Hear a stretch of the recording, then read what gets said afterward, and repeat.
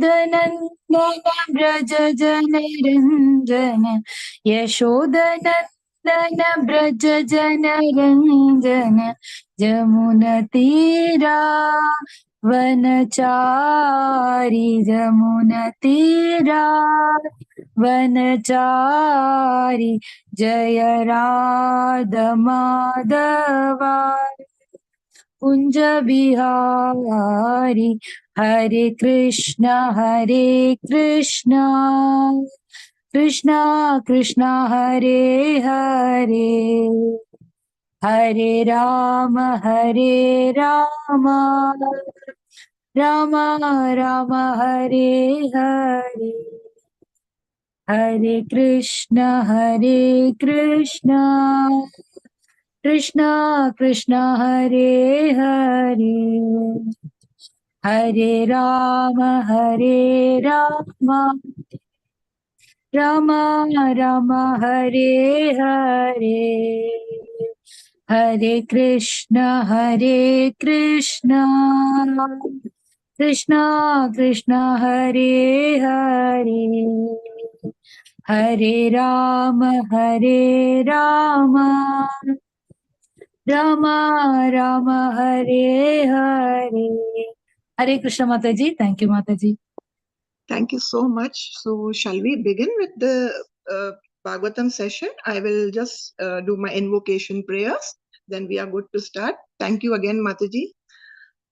Om Ajnanatimirandasya Jnananjana-shalakaya Chakshur-unmilitam yena Tasmai Shri Gurave Namah. Shri Chaitanya Manobishtam Stapitam yena Bhutale Swayam Rupa Kadamayyam Dadati Swapadantikam Vandeham Shri Guru Shri Yuta Padakamalam Shri Gurun Vaishnavamscha Shri Rupam Sagrajatam Sahagana Raghunathanvitam tam sajivam sadvaitam savadhutam parijana sahitam Krishna Chaitanya Devam Shri Radha Krishna Padan Sahagana Lalita Shri Vishakhanvitamscha He Krishna Karuna Sindhu Deenabandhu Jagatpate Gopesha Gopika Kanta Radha Kanta Namastute Tapta Kanchana Gaurangi Radhe Vrindavaneshwari Vrishabhanusute Devi Pranamami Hari Priye Vancha Kalpatarubhyascha Kripa Sindhubhya Evacha Patitanam Pavanebhyo Vaishnavebhyo Namo Namah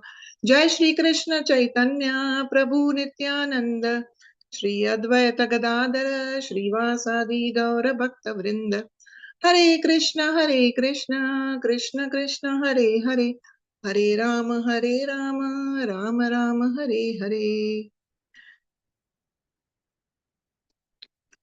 Thank you, dear devotees, for joining in today back for our Srimad Bhagavatam evening session.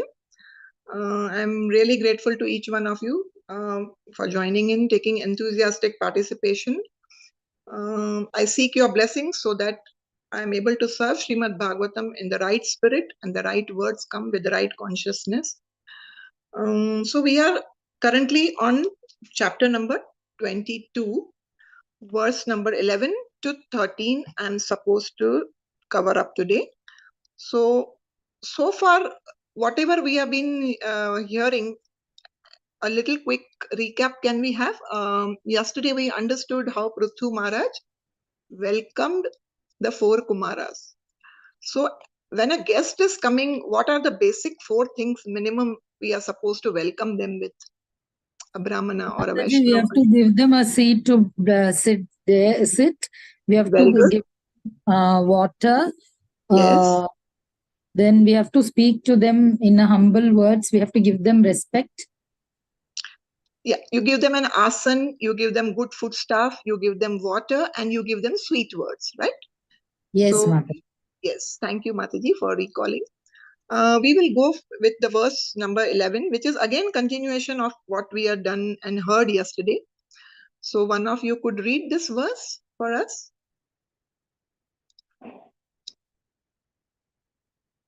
Anyone? Mataji? Yeah, please try. Vyalalaya Drumavai Te Apyari प्राप्ताखिल संपदः यद्ग्रहास्तीर्थपादीय पादतीर्थ विवर्जिताः. Very nice. Translation as well, Mataji. Translation by Srila Prabhupada. Srila Prabhupada ki jai. On the contrary, even though full of all opulence and material prosperity, any householder's house where the devotees of the Lord are never allowed to come in and where there is no way water for washing their feet is to be considered a tree in which all venomous serpents live. Hare Krishna Mataji, pranams. Purport also, Mataji, quickly, if you could, or any one of you could read the purport, that would also be. Purport by Srila Prabhupada ki jai. In this verse, the word Tirtha Padya indicates devotees of Lord Vishnu or Vaishnavas. As far as Brahmanas are concerned, in the previous verse, the mode of reception has been already described. Now, in this verse, special stress is being given to the Vaishnava. Generally, the sannyasis or those in the renounced order of life take trouble to enlighten the householders. There are Ekadanda sannyasis and Tridanta sannyasis. The Ekadanda sannyasis are generally followers of Shankaracharya and are known as Mayavadi sannyasis, whereas the Tridanta sannyasis are followers of Vaishnava acharyas, Ramanujacharya, Madhvacharya, and so on. And they takes humble to enlighten. They take trouble to enlighten the householders. Ekadanda sannyasis can be situated on the platform of pure Brahmins because they are aware that the spirit souls in is different from the body, but they are mainly impersonalist. The Vaishnavas know that the absolute truth is the supreme person and that the Brahmin's effulgence is based on supreme personality of Godhead, as confirmed in Bhagavad Gita 14.27. Brahmano hi prastistaham. The conclusion is that Tirtha Padya refers to Vaishnavas. In the Bhagavatam 1.13.10, there is also another reference, Tirtha Kurvanti Tirthani, whereas he goes wherever he goes, a Vaishnava immediately makes that place a Tirtha, a place of pilgrimage. The Vaishnava sannyasis travel all over the world to make every place a place of pilgrimage by the touch of the lotus feet. It is mentioned here that any house which does not receive a Vaishnava in the manner already explained in the previous verse is to be considered the residential quarters of venomous serpents. It is said that around the sandalwood tree, which is very valuable tree, there is vermonious serpent, sandalwood, beware of dogs, etc. Sometimes in Western countries, a trespass is shot and there is no crime in such shooting. This is the position of demonic householders, and such houses are considered to be the residential quarters of venomous snakes. The members of such families are no better than snakes because snakes are very much venomous, and when that envy is directed to the saintly person, their position becomes more dangerous. It is said by Chanakya Pandita that there are two envious living entities, the snake and the envious man. The envious man is more dangerous than a snake because a snake can be subdued by charming mantras or by some herbs, but an envious person cannot be pacified by any means. Hare Krishna Mataji, Dandavat Pranams. Thank you so much, Mataji, for reading it out for us. Yeah. So we continue further. The verse particularly continues further explaining the principle of seva. How do we receive? How do we have a perfect reception for exalted personalities like Brahmanas? And particularly today's verse, Srila Prabhupada is emphasizing on the third line this word Tirtha Padya. So Tirtha Padya, Srila Prabhupada is mentioning here in the purport is that it means it is pertaining to the Vaishnavas. And Vaishnavas are definitely higher in the, they are beyond this Varnashram. They are more than a Brahmana. Okay, that we will see further in the second verse. Also, I will give on the 12th verse, I'll give more elaborate explanation. So here it is being told, here Tirtha Padya they have referred to as Vaishnavas, and Vaishnavas are mobile Tirthas. So why are they being referred to as Tirtha Padyas? Any guesses? वो तीर्थ जगह लेके घूमते हैं अपने साथ. तीर्थी कुर्वन्ति तीर्थानि is written there from Srimad Bhagavatam. So they are the pilgrimage place personified basically. They move around. The sadhus, the Vaishnavas, they never stay at one place for more number of days. And they are constantly on the move and going around this globe, just like our Srila Prabhupada, in the propagation of Krishna consciousness. And they, wherever they go, Tomara Hridaya Govinda Vishram. The Vaishnavas always carry the Lord in their heart. They only want to speak and hear about the Lord, glorify only Lord Govinda. So when you interact, you have association of them, that place only when the topics of Lord Hari are discussed, then it becomes a place of pilgrimage. It purifies your heart. So here we are reading that a person may be opulent. Prabhupada says, even though full of all opulence and material prosperity, any householder's house where devotees are not allowed to come in. Now, do you all agree with this? There are people who don't welcome Vaishnavas. Yes, this is still Kali Yuga. There are demonic personalities, mentality people who are not welcoming Vaishnavas, who are having envy towards them. They are not believing in the service attitude to the Vaishnavas. So for such people, very strong words are written. Their homes will be like a home of a snake. Does any sane man put a hand in the hole, the सांप के bill में कोई हाथ डालता है? Knowingly. Does anyone go in the home of a snake? No, obviously. What are the reasons? Why we avoid those places where snakes are there? We just read the purport. So firstly, the snakes we always fear because they're going to harm you. Even in the Shastra, snakes are referred to as Kalas Sarp. You know, the snake bite. It's like compared to Kal. So when somebody will enter such people's house who are materialistics, such people, you are only wasting your time with them, precious time. The human birth, every moment is very precious. So you're going closer to death. No point going there. Secondly, this what Srila Prabhupada writes here is the snakes have envious mentality. Without any reason, they will harm you, right? So snakes are envious by nature. In the last paragraph, Srila Prabhupada clearly mentions here. A man, but is more dangerous than a snake, because last two lines, snake can be subdued by charming mantras or by some herbs, but an envious person cannot be pacified by any means. So those people who are not inviting the Vaishnavas or not believing in the culture of a reception, giving a grand reception to the Vaishnavas, wanting to hear enlightening words from them, then such persons' homes are the homes of the snake, and their envy is directed to the saintly personalities or the Vaishnavas. So it is no point. So very strong words are used here, and we are understanding that how important it is to have. It is a very rarest of rare thing in human birth when we receive a Vaishnava Sangha association. We should not take it very lightly. Now here we can see Purthu Maharaj and all his citizens are getting the audience of 4 Kumaras. Now who are 4 Kumaras? We have already heard. Can anyone tell me? Recall what points you could tell in about 4 Kumaras? Mataji, 4 Kumaras are very pious.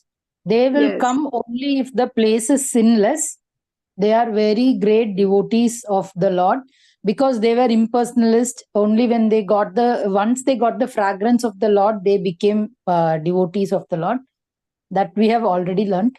Then, Yes. and they are very much pious and great soul. Even the great peoples, great tapasis cannot see them. But Okay. Prithu Maharaja was feeling very happy when he welcomed them. He said, what pious activity did I do that you have come? He was speaking like that. Fantastic. Yes, ma'am. Thank you Hare so much, Krishna. Mataji. You are very, you listen Srimad Bhagavatam with rapt attention. I'm really inspired. Yes, Mataji, but all the points well covered. These 4 Kumaras are the Manas Putras of Lord Brahma. And they are very senior to even Lord Shiva, you know. And they are such great exalted personalities. You rightly mentioned all the points. So with these exalted personalities, they just appeared in the sky. Ideally, no one can have audience of these personalities. But remember, Lord Vishnu was pleased with Prithu Maharaj. By the causeless mercy of the Lord, they have appeared here. And if any one of you can remember, what did Prithu Maharaj, what benedictions did he ask from Lord Vishnu? I guess it was in chapter number 20th. He asked for the associations of the pure devotee. And he also asked he should have millions of ears to hear the glories of the Lord. So Lord has sanctioned, and these personalities have appeared, whom even a biggest of mystic cannot actually see, but they are visible to the eyes of even the citizens. This shows how great, how pious King Prithu Maharaj is. So we have seen here, and then in the previous verse, we already saw how wonderfully fabulous way Prithu Maharaj is welcoming them, making them sit on his seat and doing all the Pada Pakshalan and everything. So this is so important. But this verse specifically speaks about the Vaishnavas. Vaishnavas, when they are coming to your home, what kind of welcome, what kind of hospitality you must exhibit. Basically, in this verse, our teachers have explained the principle of seva to any guest for that matter.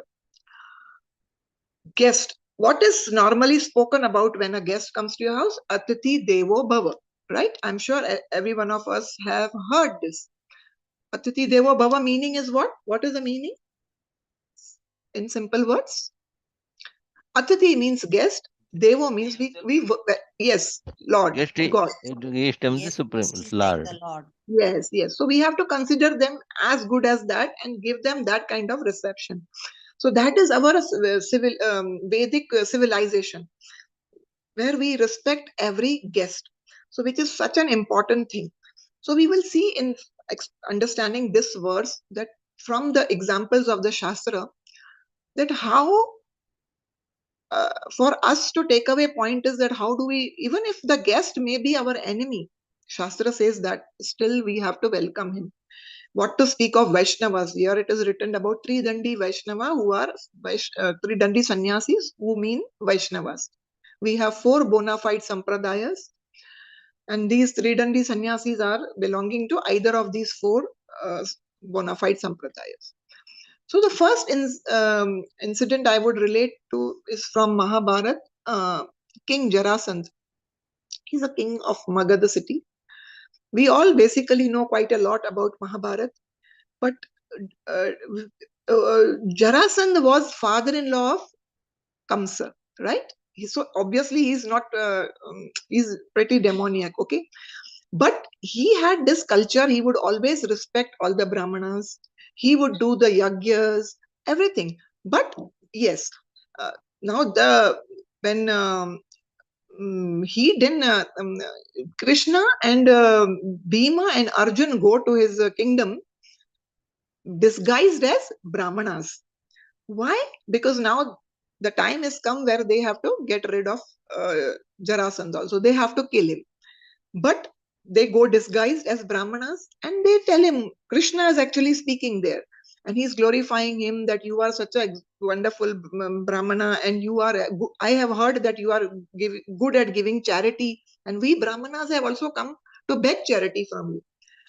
While Krishna is talking to him, he's looking at Krishna, he's looking at Arjun and Bhima, and he can understand from physical appearance that they are not Brahmanas, they are Kshatriyas.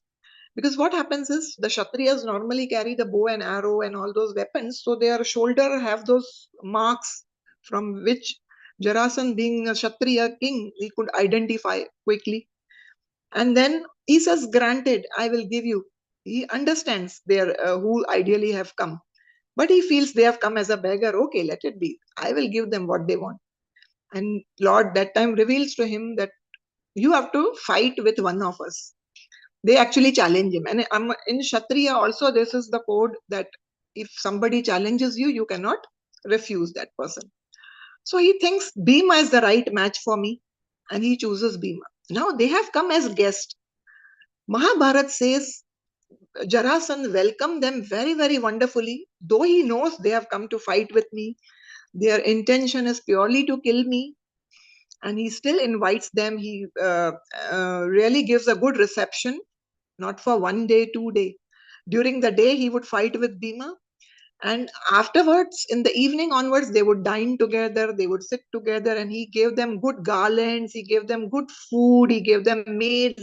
He actually took best care of them as guests. This etiquette Jarasandh knew, as per the scriptures, that whenever a guest is entering the house or a kingdom, how well he has to be taken care of. So this we also learn. Imagine he knows he's their enemy. And after this 27 days went on, reception, and then after that he got killed. And story is pretty long, which we need not go in the depth. The bottom line is Jarasandh gave good hospitality even to his so-called enemies. Like, he understood they are come in a guise of a Brahmana, but they are here to kill me.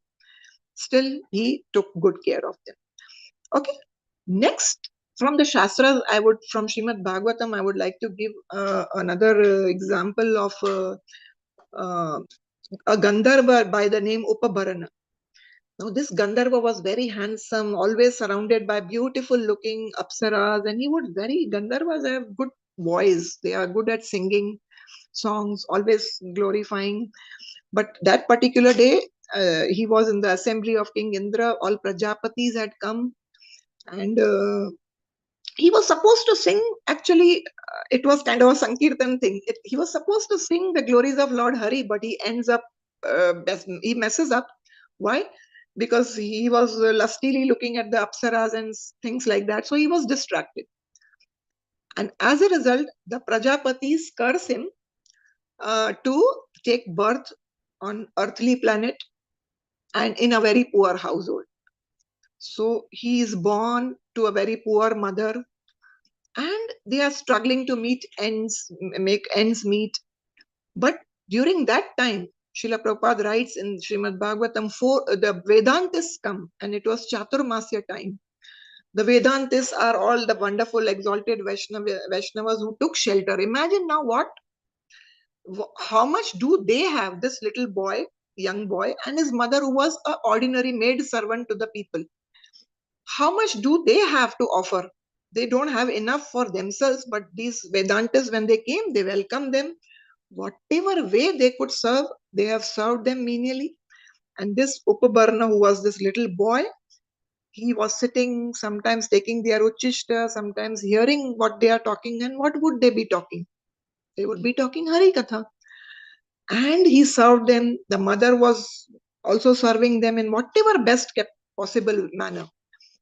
And then mother got bitten by the snake, and the 4 months later, Vedantis go, and this little boy is going around places, and when he has heard the seed of bhakti has been sown in his heart, and he has the darshans of the Lord in his heart, and after that, when he leaves his body, the next body he gets off is sage Narada, Devarshi Narada. So see how much. Now we saw they were poorest of poor, but yet the Vedantis were served and they were received. The guests were received in a very nice manner. These were Param Vaishnavas, the guests who came. We can see from example of Lord Krishna. As Dwarkadish, he has set example for all of us to understand that how, as a householder, Lord Krishna was giving charity of cows to Brahmanas. If Narada or Sudama came to his kingdom, we all know what Lord has been doing. Lord has welcomed Sudama so well, very nicely. He made him sit on his throne, washed his feet with his tears. Mother Rukmani, who is none other than Lakshmi, she is fanning him, and he's put him to rest on his own bed in his palace. So from this, Lord is setting an example for all of us that whatever best possible manner we should be giving receptions to the Vaishnavas, to the exalted sages in this manner. Now let us understand, if we don't abide by this injunction of the Shastra, for that also there is example given in Sri Chaitanya Charitamrita. Ramchandra Khan, we all know Ramchandra Khan was not a devotee, he was an atheist. He is the one who sent the prostitute to distract Haridas Thakur, Namacharya Srila Haridas Thakur. He wanted to defame him, but he failed in his attempts. Well, that is not what I wanted to speak today. The same Ramchandra Khan, after a few years, Lord Nityananda comes to his place, this place, same place, Bengal, that place. Now, in these days, people had very big homes, and it's divided into two portions. The inside part, the host, the people live there, and the outside big portion, like a veranda, kind of a huge thing, it is called Devi Mandapa. So there, whoever, any sannyasi is coming or any guest is coming, they will come and sit there. So automatically the one who are residing inside, they understand they are our guests and they do the atithya. That is the serve these personalities. This was basically, the house was divided into portions, basically for the women folk to be not getting in direct connection with the opposite gender. So that particular time, Lord Nityanand comes with few of his associates, and the place got so crowded with many associates. When Ramchandra Khan, who was inside the house, he got to know Lord Nityanand has come. Firstly, he had no reverence for the Vaishnavas.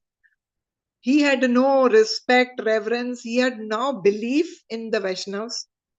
You can say he was an atheist. So now he didn't even go out to receive Lord Nityanand.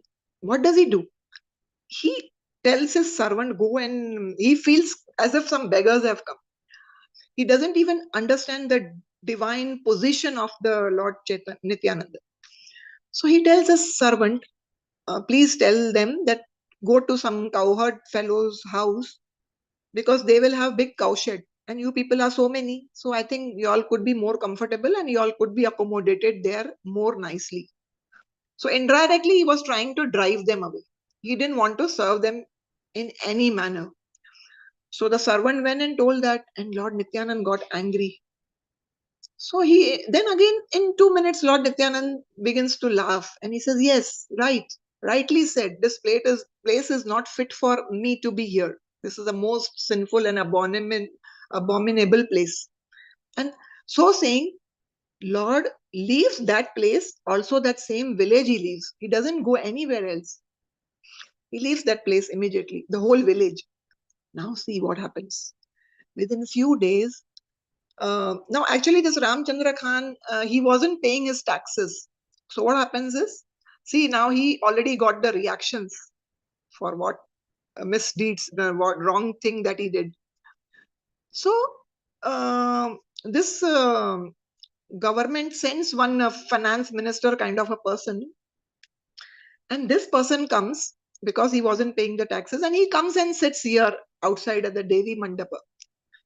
He starts cooking all the abominable food, all the wrong things he's eating. And what did he do? In 3 days, he arrested Ramchandra Khan, his wife. He took away all their wealth. Not only their wealth, even the entire village wealth he took away. After that day, the whole village only became deserted. Entire village became deserted. So in Chaitanya Charitamrita, it is mentioned, because of not welcoming or giving respect to Lord Nityananda, what happened? He lost his position, he lost his wealth, he just lost everything. So it is such an eye-opener pastime from Chaitanya Charitamrita for all of us to understand. And always, even as grasthas, we have to understand that how we should be receiving our guests, especially when they are Vaishnavas. Ideally, grasthas are called in English householder. So if you see Varnashram, which are the 4 ashrams? Anybody can enlighten us? Which are the 4 ashrams? Okay, so first is Brahma. Yes, Prabhuji. Vaishya, Shudra, Brahmana, Vaishya, Shudra, and then Kshatriya. Prabhuji, it is Varna. Now I am talking about ashrams. Ashramas. So ashramas will be Brahmachari, Brahmachari, Grihastha, Vanaprastha, Sannyasa. Sannyasi. Perfect. Thank you so much, Prabhuji. Very nice. Beautiful.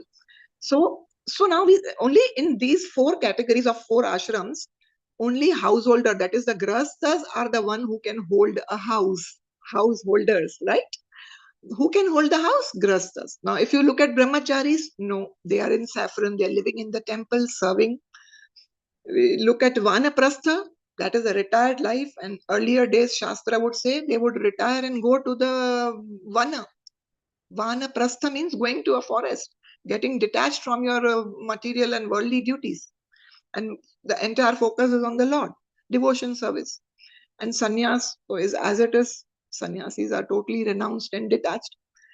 So it is only when a grahastha has so much of license to have a wife, to have children, to have a house, with that comes a responsibility of serving the Vaishnavas, to always welcome and serve the guests. So that responsibility comes under Grastha category. So when we serve the Vaishnavas, remember even in the Bhagavatam first canto it is given, we develop the taste for Vasudeva Katha Ruchi. Vasudeva Katha Ruchi means taste. Natural taste for hearing the Lord's pastimes. Taste for chanting the holy name will come when we are serving these Vaishnavas. So we will come to verse number 12. One of you could read it, please. One of you could recite it. Shall I try, Mataji? Yes, Hare Prabhuji. Krishna. Hare Krishna, Prabhuji. Please Hare go Krishna, ahead. Hare Krishna. Pranams, Mataji. Dandavat. Swagatam wo Dvija Shrestha Yadvratani Mumukshavaha Charanti Shraddhaya Dhira Bala Yeva Bruhanti cha. Yes, Prabhuji. Translation and as Tra- purport as well. Yeah. Translation by A.C. Bhakti Vedanta Prabhupada ki jai. Maharaja Prithu offered his welcome to the 4 Kumaras, addressing them as the best of the Brahmanas. He welcomed them, saying, "From the beginning of your birth, you strictly observed the vows of celibacy, and although you are experienced in the path of liberation, you are keeping yourself just like a small children." Shall I read purport, Mataji? Yes, Prabhuji. If anyone want to spread, let them give opportunity, Mataji. Whoever is reading the purport, I have no issues. Any one of you could unmute and please read. If no, Prabhuji, please continue so Okay, that we are able to quickly Purport elaborate. by A.C. Bhakti Vedanta Prabhupada ki jai.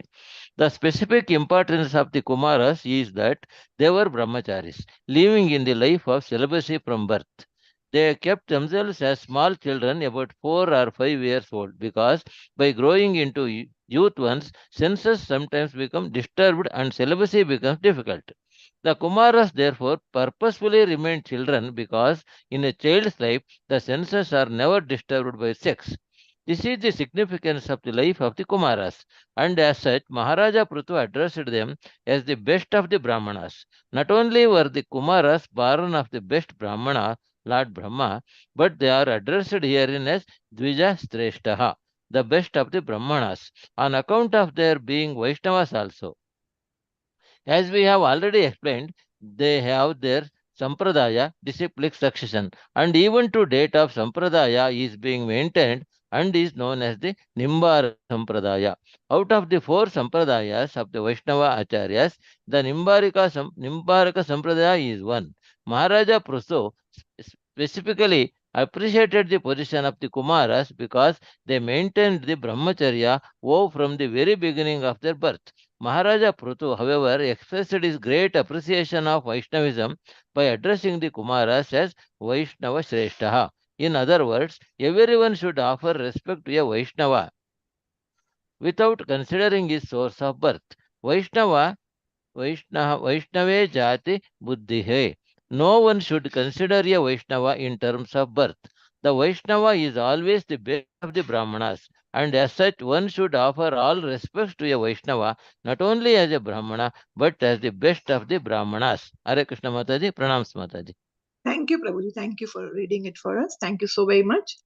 Yeah, so here, again, going further, they are explaining about 4 Kumaras that how they have following the vow of celibacy.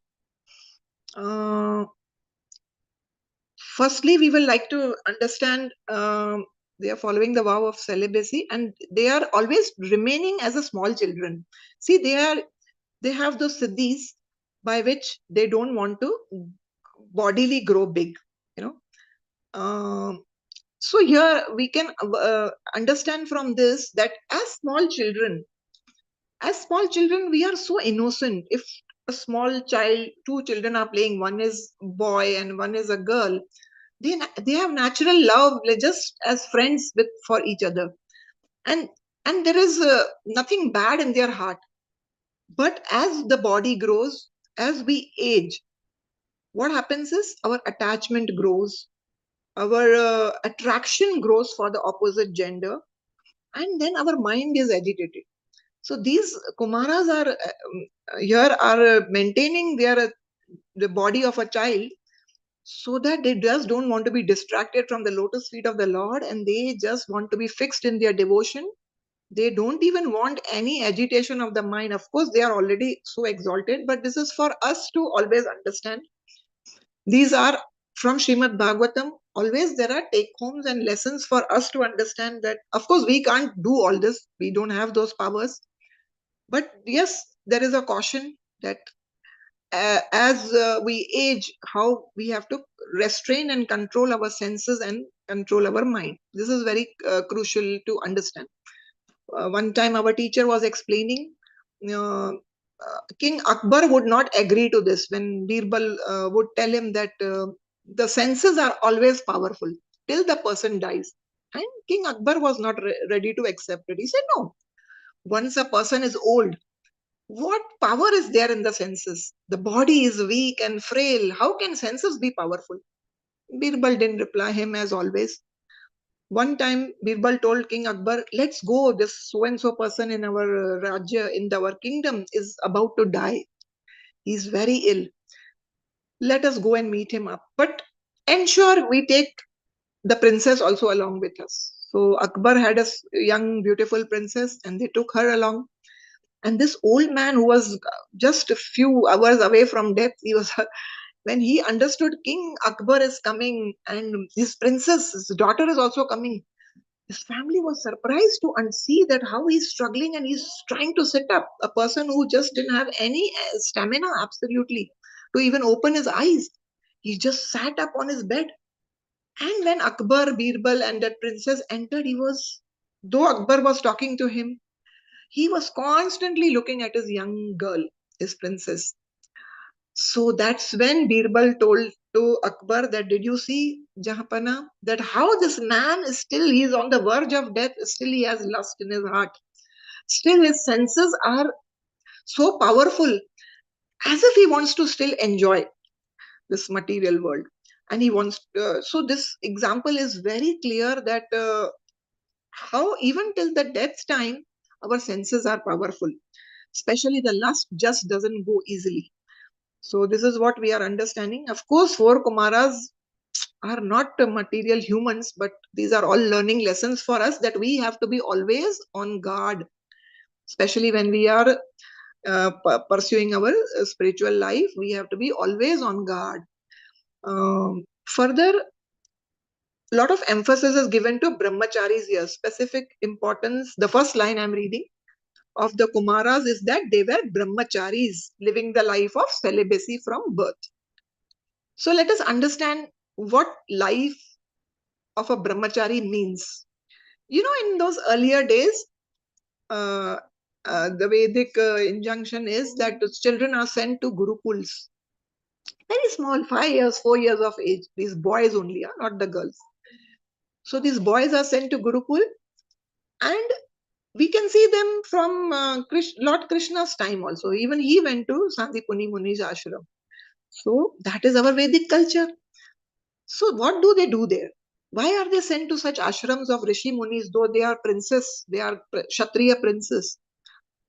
But they are put under the guidance of a guru so that they can have a good character. The character Remember one thing, the character can be built at only young age, when children are just very small to be easily molded. The character to be built under the guidance of a guru.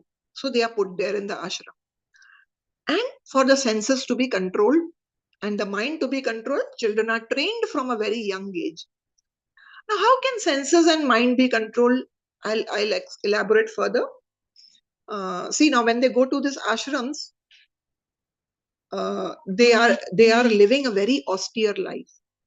They wear deer skin. They have or tree bark clothes, garments. They will go and beg alms. But all this is for the benefit of the spiritual master. If for him they are serving him menially, everything they are doing. So they are begging alms, and if the guru will give them food, they will accept it. If he is not ordering them to take the food, they fast. They have matted here. They are reading the Vedas under the guidance of Guru. That's how they live their life. And since they are small boys, the Guru's wife, the Guru Patni, the Guru Ma, she will bathe them, she will massage them, she will comb their hair. But again, there is the Shastra, it is mentioned, if any Guru's wife is very young, then she is not allowed to even do that, because she is doing ideally out of affection as a mother. But here the Shastra again tell the senses cannot be trusted. Senses are very powerful, and ultimately it is two opposite genders. Even though they are small boys, how they are trained from that very age. So then the Shastra restricts free intermingling of two opposite sexes, two genders. This is very important. So all this training is given to the young children from this young age. And as a result, they have a wonderful character where they look upon all other females as mother. See, normally you all must have seen in ISKCON, we all have this parlance, Mataji. Leaving your wife, rest all are called, addressed as Matajis. Mataji means mother. So this is how they are trained. Their eyes only see in such a nice way, with reverence, when they even look at a opposite gender. So this all training brings out the best qualities in the child. We see when Krishna went to Sandipuni Muni's ashram, he was serving menially over there to his Guru Maharaj, to his Gurudev. And so this example Krishna is setting for all of us, that we have to be trained from very young age. Our children should be trained. Only then, when the foundation is this good, only then a good character could be built. See, now they are not even wanting to collect more things or eat more than what is necessary. And when they are fixed for several years into all this training, if they choose, they may enter into Grahast Ashram.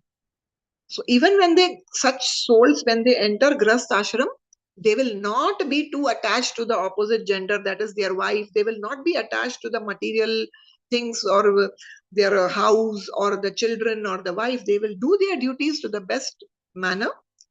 But their character is so wonderful that they don't have that hoarding mentality. So all this is so very important. The foundation is built up at that level, the brahmachari level. So that's why these four Kumaras, they are being referred here as best of Brahmanas, best of brahmacharis, living a life of celibacy from the birth. So that's why these brahmacharis, they all normally stand apart. But then again, at no point of time we can go, we have to always keep guarding ourselves. We see example of Ajamil in the Shastra, Srimad Bhagavatam. How Ajamil was also trained so wonderfully, but what happens is, just one association, one wrong association, his eyes just happened to see a third level woman enjoying with a man, and both are drunk. That one scene disturbed his entire life. And today, just imagine how much we are surrounded by all this in the form of media, in the form of cinema, in the form of billboards. Everywhere we are getting all this. Our children are exposed to all these things. So that's why we have to be very much on our guard. And at the same time, I would also like to explain here that there are Vaishnavas, exemplary Vaishnavas who have entered Grahast ashram. It's not that just only the brahmachari can have all those beautiful qualities and have austerities, and the ones who are grasthas, we will speak about them a bit, because here it is emphasized only about Kumaras, that they have maintained life of celibacy. Srila Prabhupada said, my grastha devotees can have 100 children as long as they are Krishna conscious. So let us understand, giving few examples, little bit of this statement. We know about Srila Bhakti Vinod Thakur. He was a magistrate, such a big position. He had around 10 children. He lived his life, grastha life, in such a nice manner. He looked at his job in a very nice manner. Also, he has given us over 100 scriptural literatures. Huh? And he had been praying to Lord Jagannath to give him a child who will help him in the propagation of Krishna consciousness. He begged for a ray of Vishnu. And that's how we see Bhakti Siddhanta Saraswati Thakur Maharaj appeared as his son, who is Guru of our Srila Prabhupada. So he's such an exemplary example of a grastha life. Lord Chaitanya's devotees, Chaitanya Charitamrita Pastimes, we see Lord Chaitanya's associates, Srivas Thakur. Most of them were actually grasthas, but they have shown by their example that how they were not too attached to things. Srivas Thakur lost his son while Lord Chaitanya in Srivas Angun was dancing, having the kirtan and the dance at the night, as always. He immediately goes, and when the family people were crying inside at the loss of the son, he went and told them how our son is fortunate that he left the body while Lord was having a sankirtan. So this shows that how being in the Grahast ashram, what was the position of Srivas Thakur. So this is another shining example. Shripad Ramanujacharya, I've heard from my teachers that one time Shripad Ramanujacharya, Sri Sampradaya, as it's mentioned here also, that there are 4 bona fide sampradayas.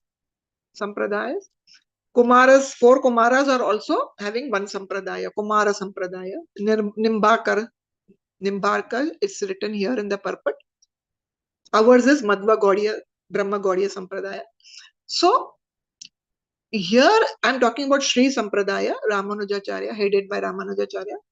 Srila Ramanujacharya had brahmacharis, disciples in Saffron. They were there with him, living with him in the ashram. But one day he overheard them, that because when he was giving discourses, even his grastha disciples would come and sit in the programs, in the satsangs. He heard his brahmachari disciples speaking amongst themselves that, see, these grasthas, they are so fallen, they are so useless, they wear gold and they come, and they are so materialistic. And they kept saying all this, and this, a guru knows everybody's level of surrender to Krishna. So it's not in outside dress, if I'm in the grastha attire or I'm in a brahmachari's. With all due respects to every ashram, all that matters is how much I have deep connection with my Lord, how much I have evolved in Krishna consciousness. Where is my mind absorbed? You are where your mind is. So being in Grahast ashram, being in the middle of all the facilities and objects of sense gratification, if my heart is only fixed at the lotus feet of Lord, then Srila Prabhupada also said, you are considered a sannyasi. Because living in the midst of all this luxuries, you are still attached to the Lord. That person is really great. We see the example of Ambrish Maharaj. We know how Durvasa Muni, a great yogi, who came with his disciples to his kingdom, and how he gets angry upon him because on the instructions of the priest, he takes little drops of water to break his Ekadashi fast. But This angered Durvasa Muni. But Ambarish, King Ambarish, who was actually a Grastha, a Kshatriya king, a king who has so much opulence and material comforts, but yet his mind, with every sense, he's serving Supreme Lord. It is mentioned in Srimad Bhagavatam. Every limb, every sense organ is using in the service of the Lord. So, even when Durvasa Muni, out of anger, sends a demon to attack him, Ambarish King Ambarish didn't even go one step back. He just stood with his hands folded, thinking of the Lord. Because of Vaishnava, for him, he's so surrendered to the Lord. Maro bhi rakho bhi jo ichha tohar. Nitya dasa prati tua adhikar. Lord, if you want to kill me, it's fine. If you want to let me live, that is again all in your hands. So Vaishnava is so surrendered. And then in the end, Durvasa Muni had to really come and fall at the feet of King Ambarish because the Sudarshan Chakra was chasing him. So this is how the position of Ambarish Maharaj is highlighted, that though he is a Grastha, yet his heart is so much not in comforts, but in the service of the Lord. This is what is more important. So yeah, we were speaking about Ramanujacharya. So these people, when he heard that they are blaspheming the Grastha disciples of mine, so Ramanujacharya decides to teach them a lesson, making them understand. He knew his words will not impact or bring a reformation in them. So what he does that night, when the brahmacharis go to sleep, and they put all their dhotis and the angavastra on the clothes line outside. But at night, Ramanujacharya goes and tears their dhotis, which are hung outside, and he hides all the angavastras of each and every brahmachari. Morning, when they get up, there is so much chaos in the ashram. All are fighting. You took my angavastra. Did you tear my dhoti? So they are fighting amongst each other. And that's when Ramanujacharya comes. He gives them all the angavastra back and tells them, you all are brahmacharis, and for one piece of cloth, you all are fighting with each other. Today, I tell you, go to so and so Grastha disciples of mine, go to their house in the night, steal the jewelry from their house. So they are surprised. They feel ashamed, but they have to do now. So they go, and in the night, when they are sleeping, the couple is sleeping, Grastha couple are sleeping. They slowly go in, they take the jewelry, whatever was there inside. The lady comes to know that these are our god brothers have come. Maybe our guru is in need of some Lakshmi. So, and she continues to sleep, acting that she's sleeping. They slowly remove her bangles, they remove the earrings from one side. So she tries to actually turn and try to allow them to take the earring out from the other ear also, but they got frightened and they ran away.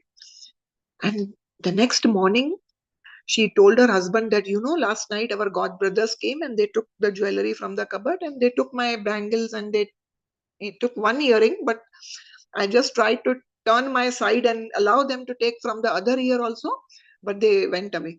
So the husband says, why did you even move? We must serve our guru to the best of our capacity.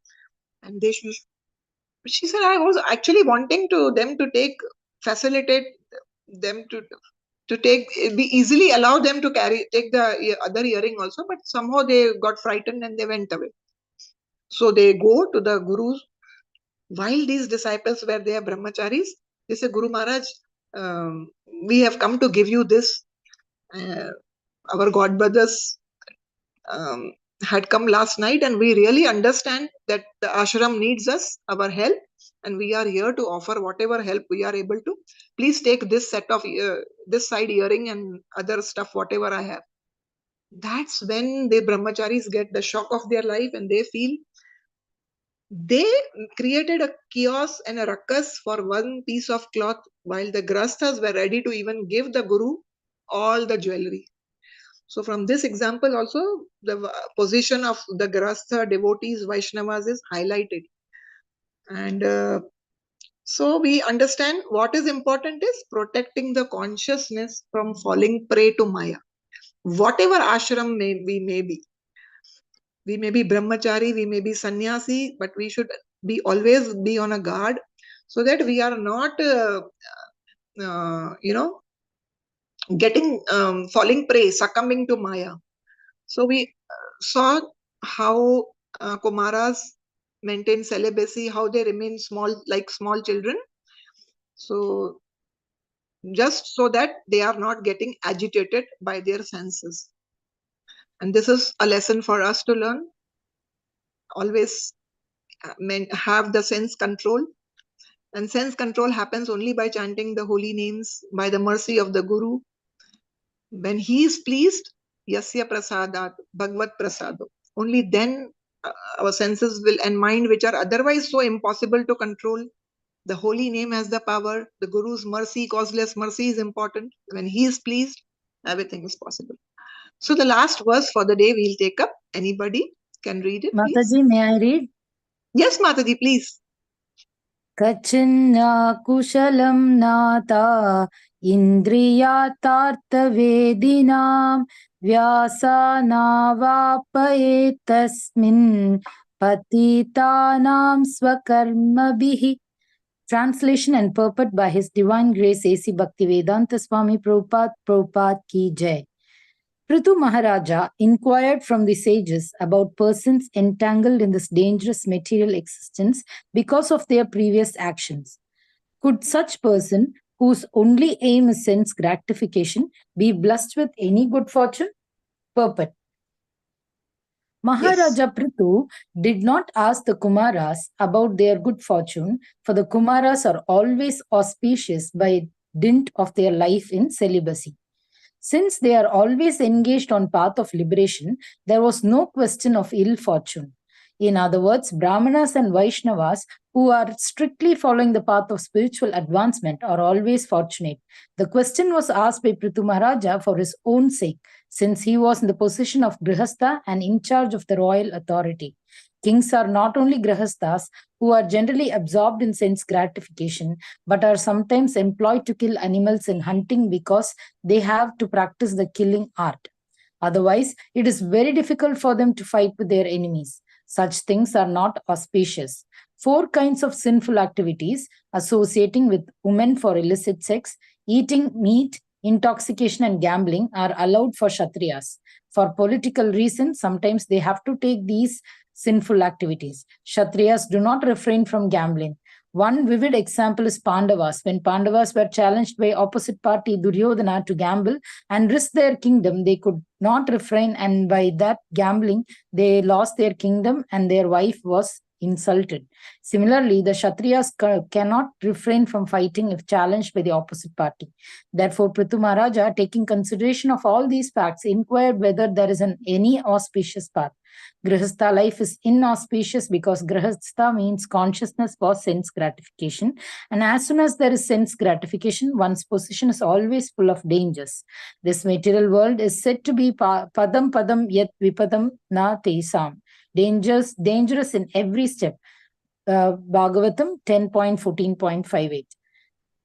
Everyone in this material world is struggling hard for sense gratification. Clearing all these points, Maharaja Prithu inquired from 4 Kumaras about the fallen conditioned soul who are routing their material world due to their past bad and or inauspicious activities. Is there any possibility for their auspicious spiritual life? In this verse, the word Indriyarthartha Vedinam is very significant. It indicates persons whose only aim is to satisfy the senses. They are also described as Patitanam or fallen. Only one who stops all activity for sense gratification is considered to be elevated. Another significant word is Swakarmabhihi. One becomes fallen by dint of his own past bad activities. Everyone is responsible for his fallen condition because of his own activity. When activities are changed to devotional service, one's auspicious life begins. Hare Krishna Mataji. Thank you, Mataji. Thank you so much, Sindhu Mataji. Very beautiful verse, and we understood 2 things from here. What is good fortune and what is the inauspicious? Inauspicious, we understood here, is in engaging in sense gratification will only we are inviting inauspiciousness through that. And last line explains that how devotional service, everything is auspicious and fortuitous. So that's why Maharaj Prithu is asked the Kumara, is inquired from the sages. So inquiry is very essential in human form of life. Only we can inquire. Srila Prabhupada says, from the time it is morning, we see the birds chirping. As soon as it is morning, we all start inquiring. Prabhupada says even the birds are talking, inquiring. We humans, but what do we talk? What time am I going to leave for office? What is for breakfast today? This, that, all mundane things, mundane questions we are asking to each other at home. But the inquiry should be athato brahma jigyasa. If I have got a human form of life, now is the time to inquire about the Supreme Lord. Brahma jigyasa. Inquiry means when I have some jigyasa, I seek answers for that. And whom can I seek answers from that? For all this, we cannot just randomly go and keep asking people about making serious inquiries from people who are not right for giving a perfect answer. Here we understand from this verses, King Prithu is inquiring from 4 Kumaras. Who are 4 Kumaras? They are Mahajana. Bhagavatam says, Mahajano yena gata pantha. Whatever the Mahajan say, we have to just follow their footsteps. So they are absolutely the right personalities whom Prithu Maharaj has approached and inquired. And they are giving their Vapu Sangha. Vapu means bodily, like Guru is one. There are 2 type of associations we can get, Vapu and Vani. Vani means when we hear the recordings of our Guru Maharaj's classes. Vapu means when he's personally present in front of us. That is more potent actually. But nevertheless, both are good. So here Vapu, they are themselves present in front of all the citizens, in front of Prithu Maharaj. So now Prithu Maharaj is inquiring. And this inquiry is not about himself, remember. As every lecture, this shloka I told, all these shlokas, there is take home and learning for us. So he's asking about persons entangled in this dangerous material existence. Are we feeling we are at discomfort in the first place or no? Or are we feeling we are very comfortable here? This is my question to you. Are we really feeling the heat of this existence? कि हम खुश हैं सब लोग? Yes, yes, Mataji. Yeah, that's what. Sansara dava nalalidalok.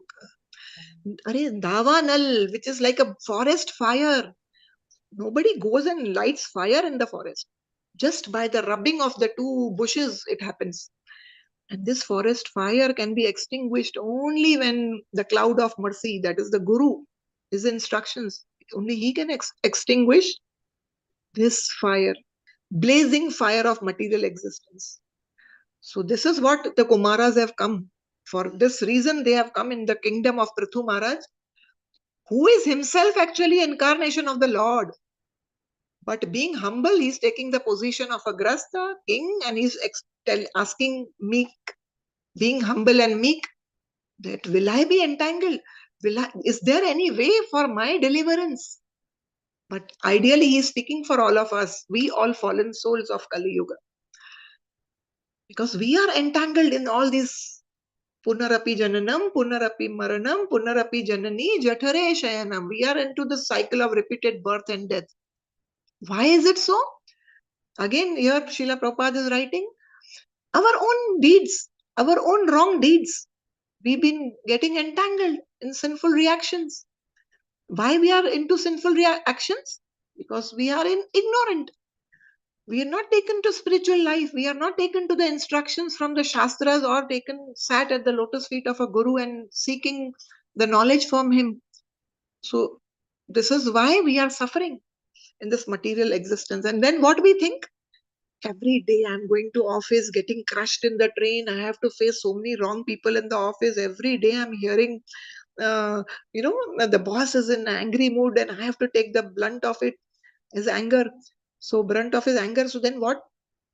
6 महीना office जाने के बाद हमको लगता है we should go to an exotic place for a vacation, enjoy to our senses to the fullest.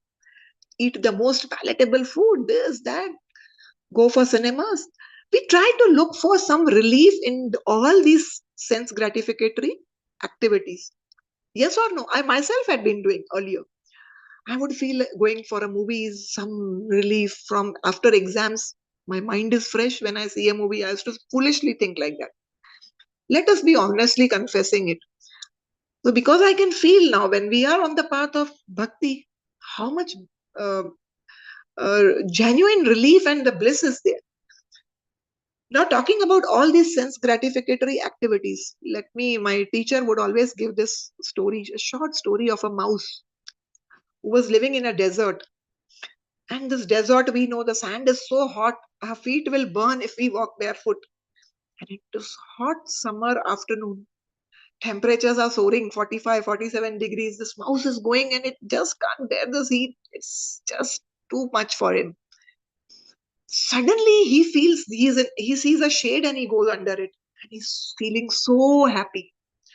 At last, I am under a shade. You know what? The suspense part is? The suspense part is the shade was of a cobra.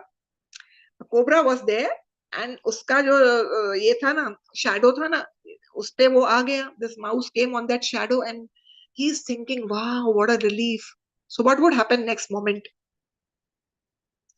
The What would cobra will happen? eat the rat. Yes, cobra in one moment it will eat it. So this is what is written here. Padam padam yad vipadam na tesham. Here Prabhupada has written, no? Grasta life is inauspicious because grasta means consciousness for sense gratification. As soon as there is sense gratification, one's position is always full of dangers. This material world is said to be padam padam yat vipadam na tesham, dangerous in every step. So what this poor mouse knew, I'm going into the jaws of death. This is what we do when we do engage in sense gratificatory activity. We are going more and more into the jaws of death. We are just drifting away from the Lord and we are going and shaking hands with Maya. Huh? So it is such a precarious situation. We are not able to understand that we are struggling. Even Bhagavad Gita, which is the verse, anyone, Sindhu Mataji or anybody, which says that we are really struggling hard. Manashashtindriyani prakritirasani karshati. Because of these senses and because of this mind, karshati means really struggling and juggling day in, day out. You know, those five senses are like five horses. One wants to move in this direction, one. So this Atma is really being driven in so many different directions because each sense organ, eyes want to enjoy good sights, ears want to hear cinema music, my mouth, I want to speak anything mundane, nose wants to smell perfumes, the skin wants to enjoy the touch of the opposite gender. How our senses, because of them, we are struggling in this material world. Again and again, I have to take birth and suffer. Very beautiful. This analogy touched me so much in my initial days when I was new in this Krishna consciousness. I am new today as well, but this is a very beautiful analogy given in Mahabharata. In Mahabharata, they have explained our situation in this manner so that we can well connect with that, understand deeply that how we are in a miserable position. There was this one man who was running and a tiger was chasing it. He was in a jungle, actually, this man. And the tiger is chasing it. The man is running very fast. Finally climbed the tree, but because of the tree, fear, he couldn't balance himself on a tree and he lost, he was about to fall down. But he held with both his hands one branch. And he's dangling, imagine on that branch, he's dangling, and below there is a pond in which there are snakes just ready to bite him as soon as he will fall down in that pond. And the tiger is waiting there. Let him come down from the tree. Tiger is also ready to devour him. If he falls down in the pond, the snakes will finish him. Suddenly he realizes, and as he held that branch of the tree, the tree shook a bit, and there was a beehive there. what will happen? Beehive got disturbed. He shook the tree. So beehive mein sare madhumakhi jo the, the honey bees, they started going around and they started stinging him. But what happened? At the same time, because the beehive shook, the drops of honey started dripping down from the hive. You know what he did? He positioned himself in such a way, he kept his tongue out and he started enjoying that honey, the drops of honey. Now, how is he suffering? Tell me. Huh? The lion is already waiting for him. If he jumps down, if he falls down, there is a snake. Not only that, the branches are the branch on which he is dangling. No, there are two rats. One is a white rat, one is a black rat. They are nibbling that branch. Any time that branch will break and he's going to go down. If he lands on the land, tiger will devour him. If he lands up in the water, the snakes will finish him. And already the bees are stinging him. वो तो चल ही रहा है. And the bee sting is very horrible. And in that situation, he forgets about all these miseries and he's enjoying this honey. This is our situation, Mahabharata says. We are in this samsara, which is like a jungle. This tiger chasing this man is like a death. Death is chasing us all. Wherever we go, the death is chasing us. I may fall down, just break my head and finished in 2 minutes. I may die with a big disease. I may die in an accident. Even newborn babies, even children are dying in the womb. So death is just chasing us. कहते हैं ना, as sure as death. So similarly, just death is not chasing us. So we're trying to run away from it. Every possible way we are trying to protect our body, which is good, not bad. But again, what are this white and black rat? They signify day and night. Each day, each night, we are going closer to death because the rats are nibbling the branch. Abhi gira, niche. So we are going very close to the death. Each day is passing and we are going more into the jaws of death. And further, what are these honey bees stinging us? Everyday problems. Every day, some or the other material problem is there. These are like honey bees stinging us all around. And what are the snakes below? Day-to-day problem, chodo. Otherwise, also there are big problems like 3 tapas. Adi Daivik, Adi Bhautik, Adi Adhyatmik. Adi Daivik means we are facing natural calamities. Sometimes floods are there, tsunamis are there, famines are there. Adi Bhautik, another living entity. Boss may trouble me in office. My mother-in-law may trouble me at home. My good friend may ditch me. Arey, usko chodo. If I'm walking on the road without any reason, a dog bites me. I'm bitten by a snake. I'm bitten by a mosquito and I get malaria. So this whole thing is happening. And last one, Adi Adhyatmik, that is our mind and body keeps troubling us. This is aching, that is aching, and the mind keeps us, makes sure that we are always remembering our past things, and we are sometimes going morose, remembering our past things which are not so good, or maybe we are having anxieties of the future. So this is how all this is happening. So Mahabharata gives us this analogy so that we understand that enough of this hankering for those few drops of honey, which is compared to sense gratification. We feel we are getting relief, we are getting so-called happiness, which is not the reality. It's not a reality. It's just like a dream. A dream is never a reality. What is a reality? Jivera Sarupa Hoye Krishnera Nityadas. That is the reality. I am eternal servant of my Supreme Lord. That is the eternal reality. If I'm fixed in that, if I'm fixed in my devotional service, if my focus is only on the lotus feet of the Lord, in spite of all these things happening around me, all these miseries coming, whatever, I will not be impacted that heavily. My focus will be on the Lord, and Lord takes charge of all such Vaishnavas. So let us not get so attached to these drops of honey. This shloka teaches us, Lord is extending his hand. So let us hold his hand and do our bhakti. This is what enlightenment will be given by 4 Kumaras.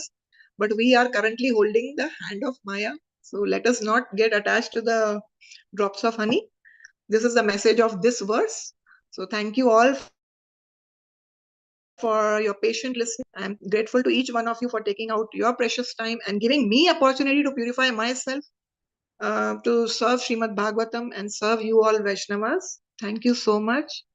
If there is any doubts or any additions, any clarifications needed or any corrections to be made, please feel free. Thank you. Hare Krishna. Dandavat Pranams. Hare Krishna Mataji. Hare Krishna Mataji. Hare Mataji, Krishna. no corrections, no nothing else. Everything is practical. You have explained like anything. It is to be implemented in our life. That is the only thing. And your kind self has enlightened us like anything. So we are Four grateful. Kumaras, 4 Kumaras Yes. message is this And for in the Bhagavatam for and all then of us. yes, Mataji. So everything is everything, every word is to be memorable. So we have to keep memory, and then we must act in that way. The only thing, it is in our hand. We have to make it practice. And when desire fulfills, misery starts. So you are enlightened that like anything. So I am Thank you. grateful to everything is practical, Mataji. It is to be implemented by us. Thank you, Mataji. Hare Krishna. Thank you, Prabhuji. Hare Krishna. Archana Please. Mataji, you can unmute. I think you have to. You have some question, Mataji? Yes, Mataji. Mataji, whenever we listen to any speech by any senior devotees, we always hear that men should treat women as mother. It comes like that. And even when things they speak about the sense gratification, every time they say you should treat everybody as your mother, like they always speak to men only. So I have a doubt. How should a woman treat a Prabhuji? So we are saying that only my husband is I call him by some other name, like our family way, like we call. Otherwise, all others we are calling Prabhuji. So what should I think about them? Should I treat them like my brother or father? What should I treat them, Mataji? I thank you for your wonderful question, Mati. Thank you so much. As we saw in this purpose that Gurukul was primarily, even Srila Prabhupada emphasized, and he actually had this Gurukul system started up. But that training is primarily for boys, and the girls remain at home with their parents. But again, in the Vaishnava household, the training has to begin from a very small, young age. And another thing that comes to my mind is the child. Uh, it is equally applicable for the girls also. Even the girls, if they are not well trained, we can see today in Kali Yuga, in the universities, in the colleges, how much havoc is created because the girls are also looking for sense gratification. So they are kind of giving a leverage to the boys and opposite gender. So rightly said, Mataji, the training needs to be given, but the parents firstly need to imbibe or bring in their life devotional service so that they are able to guide their wards, their children in the proper manner, raise them with a proper culture. We have wonderful examples in the Shastras also. Panchakanya, we say. So, Draupadi, many other good examples are there. Kunti Maharani, then. So, these were such wonderful feminine characters who are always looked upon with reverence. And yeah, so they need to be trained at home. And our culture says that girls are kept at home under their protection of the father when they are young. When they marry, they go under the protection of the husband. At no point of time they should be left loose, or also Shastra emphasizes this one point: the free intermingling of two genders is not recommended. So unless it is very necessary, it is not to be it is not recommended by Shastra. So when we apply this principle, we don't have to worry unnecessary mixing. When it is avoided, then we are focused on our path and there is no need. And you automatically will see, only when you are interacting with the opposite gender, you only see him as a child of Lord. So you have that positive and devotional attitude towards that person. This is what is my humble opinion. Thank you, Mataji. Hare Krishna, Mataji. Thank you. Hare Krishna. So, can we end the session? Please, Mataji. Hare Krishna. Thank you so much. Hare Krishna. Srimad Bhagavatam ki jai, Srila Prabhupada ki Prabhupada jai. ki jai. Jai. Ananta. Vancha.